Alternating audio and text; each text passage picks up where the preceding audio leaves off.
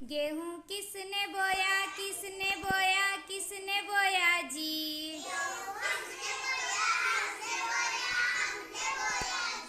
गेहूं किसने काटा किसने काटा किसने काटा जी।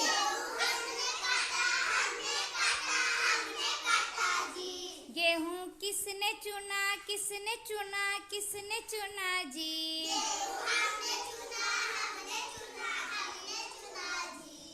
गेहूं किसने पिसा किसने पिसा किसने पिसा जी।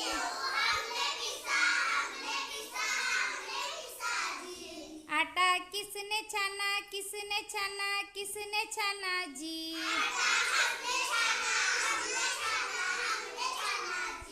आटा किसने गूंदा किसने गूंदा किसने गूंदा जी।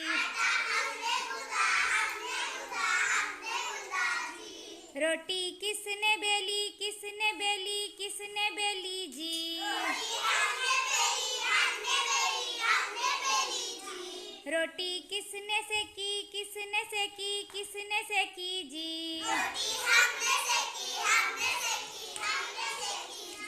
रोटी किसने खाई किसने खाई किसने खाई जी।